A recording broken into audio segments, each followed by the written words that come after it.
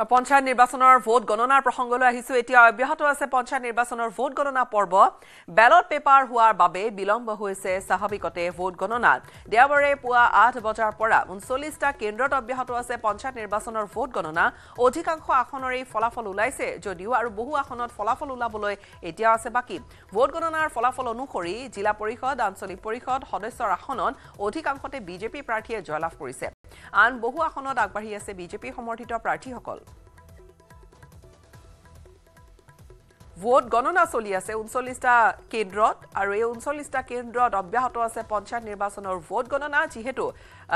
Ballot পেপাৰত হৈছিল নিৰ্বাচন তাৰ বাবে ব্যালট পেপাৰ গণনাত এইখিনি সময় লৈছে দেওবাৰে পুৱা 8 বজাৰ পৰাই চলি আছে অহৰহ ভোট গণনা কিবাখন টেবুলত ভোট গণনাৰ প্ৰক্ৰিয়া অহৰহ চলি আছে ফলাফল ওলাইছে ভালেখিনি কিন্তু তাৰ মাজতো এতিয়া বহুখিনি ফলাফল ওলাবলৈ সম্পূৰ্ণকৈ বাকি আছে সময় লাগিব হয়তো আজি দিনৰ ভাগত বা হয়তো সন্ধিয়াৰ ভাগলৈকে বা নিশাৰ ভাগলৈকে সম্পূৰ্ণ ফলাফল ওলাব পাৰে যেহেতু ব্যালট পেপাৰ আৰু সেই গণনাত কিছু সময় যেহেতু এই গোটেই প্ৰক্ৰিয়াটো পঞ্চায়ত নিৰ্বাচনৰ কিছু দীঘলীয়াও হয় আৰু আমি আপোনালোকক জনাই আছো যে দেওবাৰে পুৱা 8 বজাৰ পৰা 39টা কেন্দ্ৰত অব্যাহত আছে পঞ্চায়ত নিৰ্বাচনৰ ভোট গণনা অধিকাংশ আসনৰে ফলাফল ওলাইছে ঠিকই কিন্তু আৰু বহু আসনৰ ফলাফল এতিয়া আহিবলৈ বাকি আছে জিলা পৰিষদ আঞ্চলিক পৰিষদ সদস্যৰ আসনত অধিকাংশতে বিজেপি প্ৰাৰ্থীয়ে জয়লাভ কৰিছে মুহূৰ্তত পুনে পুনে আমি শিৱসাগৰৰ কথাখিনি জনাম শিৱসাগৰৰ পৰা আমাৰ সাংবাদিক প্ৰদীপ আমাৰ সৈতে সংযুক্ত হৈছে প্ৰদীপ গগৈ হয় গীতাশ্ৰী বৰ্তমানে ভোট গণনা যদিও চলি আছে কিন্তু কোন কোন পঞ্চায়তত কোন কেইখন জিলা পৰিষদত কোন প্ৰাৰ্থী জয়ী হ'ব সেয়া প্ৰায় নিশ্চিত হৈছে আনুষ্ঠানিক ঘোষণা বাকি আছে 11-12 বজাৰ ভিতৰত সকলো পঞ্চায়ত জিলা পৰিষদৰ ফলাফল ওলাব আৰু বৰ্তমান শিৱসাগৰ জিলাৰ যি বাখৰ বেঙেনা পঞ্চায়ত আছে সেই পঞ্চায়তৰ ভোট গণনা বৰ্তমান চলি আছে আৰু হেদৰে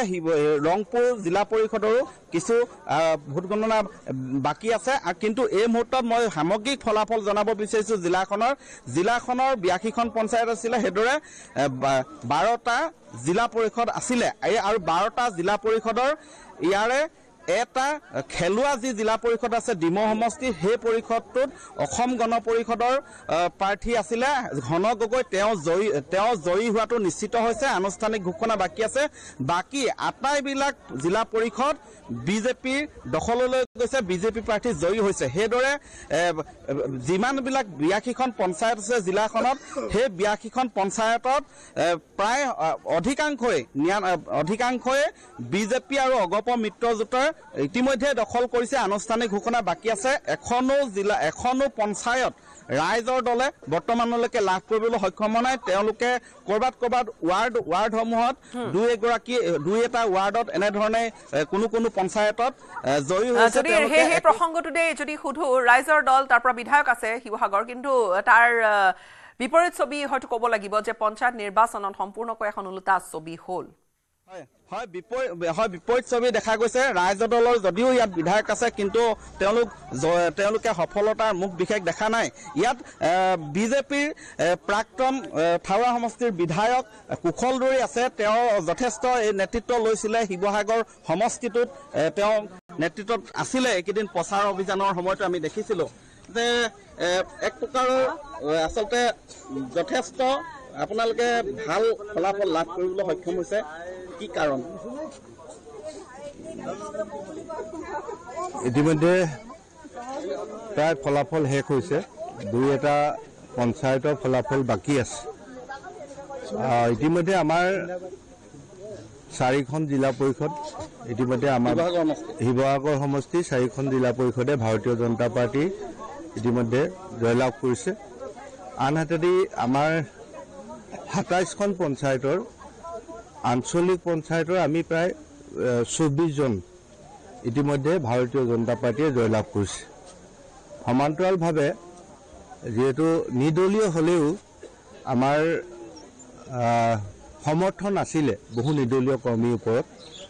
তেনেকুৱা নিৰ্দলীয় কৰ্মী হিচাপে আমাৰ প্ৰায় 24খনমান পঞ্চায়ত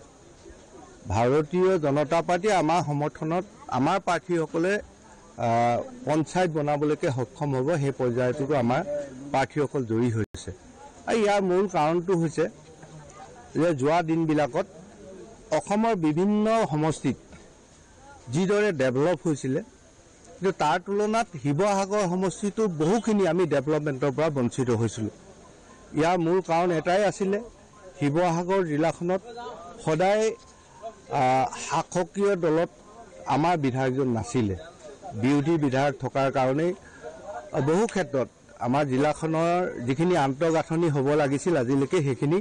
হৈ নুঠাৰ কাৰণে আমি ৰাইজক আহ্বান জনাইছিলোঁ যে ভৱিষ্যতৰ দিনত শিৱসাগৰ জিলাখনৰ ডেভেলপমেণ্টৰ কাৰণে যাতে এইবাৰ আমি মুখ্যমন্ত্ৰী ডাঙৰীয়াক পঞ্চায়তবিলাক উপহাৰ দি জিলাখনলৈ ডেভেলপ কৰিয়াই আনিব পাৰোঁ তাৰ কাৰণে ৰাইজক আহ্বান জনাইছিলোঁ আৰু শিৱসাগৰ সমষ্টি ভোটাৰ ৰাইজে এইটো সঁহাৰি জনাইছিল আৰু এই সঁহাৰি জনোৱাৰ কাৰণেই তেওঁলোকে বহু আশা কৰিছে যিহেতু আমাৰ উঠি অহা প্ৰজন্মৰ কাৰণে যিখিনি আন্তঃগাঁথনি শিৱসাগৰখনত লাগে এইখিনি এতিয়ালৈকে আমাৰ ইয়াত হৈ নুঠিলে। যি এটা অলপ চলপ হৈছে সেইখিনি আমাৰ ডক্টৰ মুখ্যমন্ত্ৰী হিমন্ত বিশ্ব শৰ্মা ডাঙৰীয়াৰ কাৰণে আমি দুই এটা পাইছোঁ। যেনেকৈ ইউনিভাৰ্চিটিখন আজি হৈছে, টুৰিজিমৰ ক্ষেত্ৰতো অকণমান ৰংঘৰ প্ৰকল্প এটা আৰম্ভ হৈছে, তেনেকুৱা 2-4টা কাম হৈছে যদিও এতিয়াও বহু কাম আন জিলাৰ তুলনাত আমাৰ জিলাখনত বহুত কমি আছে আৰু উন্নয়ন বিচাৰি ৰাইজে নিশ্চয় ভোট দিছে। হয়, মই এইখিনিতে তথ্য এটা জনাব বিচাৰিছোঁ। আঞ্চলিক পঞ্চায়তৰ ক্ষেত্ৰত যদি দেখা যায় ৰাইজৰ দল বা কংগ্ৰেছে বিশেষ সফলতা দেখুৱাবলৈ সক্ষম নহ'ল। কেৱল এগৰাকী সদস্য ডিমৌ আঞ্চলিক পঞ্চায়তৰ এগৰাকী সদস্য ৰাইজৰ দলৰ জয়ী হৈছে আৰু তাৰো এটা কাৰণ আছে, কাৰণ যি প্ৰতিদ্বন্দ্বী এগৰাকী তাত যিগৰাকী বিজেপি প্ৰাৰ্থী দিছিলে তেখেতৰ সন্তান 4গৰাকী আছে। গতিকে তেখেতৰ মনোনয়ন পত্ৰ আচলতে বাতিল হৈছিলে। গতিকে সহজে সেই ডিমৌ আঞ্চলিক পঞ্চায়তত তেওঁলোকে সফলতাৰ মুখ দেখিলে ৰাইজৰ দলে। বাকী প্ৰায়বিলাকৰ ফলাফল ইতিমধ্যে আহিছে আৰু এনেকুৱা নহয়, শিৱসাগৰৰ প্ৰেক্ষাপট চালে এনেকুৱা নহয় যে তাত কংগ্ৰেছে আগৰ পৰা দাবী কৰি আহিছিলে যে ফলাফল ভাল হ'ব বা যথেষ্ট আত্মবিশ্বাসী শিৱসাগৰ বিভিন্ন ঠাইত লৈ ৰাইজৰ দল যথেষ্ট আত্মবিশ্বাসী আছিলে। কিন্তু চাবলৈ গ'লে এই মুহূৰ্তত ক'ৰবাত এই সকলোখিনি যিয়ে প্ৰত্যাহ্বান আহিছিলে উফৰাই অনায়াসে বাট মুকলি কৰিলে বিজেপিৰ প্ৰাৰ্থীসকলে নিজৰ বিজয়ৰ। আৰু সেই এয়া শিৱসাগৰৰ যি ফলাফল তাত একেবাৰে স্পষ্টকৈ সেইখন ছবি ওলাই পৰিছে। গীতাশ্ৰী সেই ছবি ওলাইছে। কিন্তু এটা কথা ঠিক, যদিহে ৰাইজৰ দল বা কংগ্ৰেছ বিৰোধী যিবিলাক দল আছিলে বিৰোধী দলবিলাকে ঐক্যবদ্ধভাৱে এই নিৰ্বাচনত যদিহে অৱতীৰ্ণ হ'লহেঁতেন তেনেহ'লে কিন্তু শাসকীয় দলৰ সৈতে তীব্ৰ প্ৰতিদ্বন্দ্বিতা হ'লহেঁতেন। কাৰণ বহু পঞ্চায়তত বা বহু জিলা কেইবাখনো জিলা পৰিষদত আঞ্চলিক পঞ্চায়তত ভোটৰ যি ব্যৱধান, জয়ী হোৱাৰ যি ব্যৱধান সেয়া কিন্তু বৰ বেছি নহয়। যদিহে তেওঁলোকে ৰাইজৰ দল কংগ্ৰেছ আৰু এনেধৰণে বিৰোধী দলবিলাক ঐক্যবদ্ধভাৱে এই নিৰ্বাচনত অৱতীৰ্ণ হ'লহেঁতেন তেনেহ'লে দেখা যায় যে শিৱসাগৰ জিলাত যথেষ্ট তেওঁলোকে প্ৰতিদ্বন্দ্বিতা আচলতে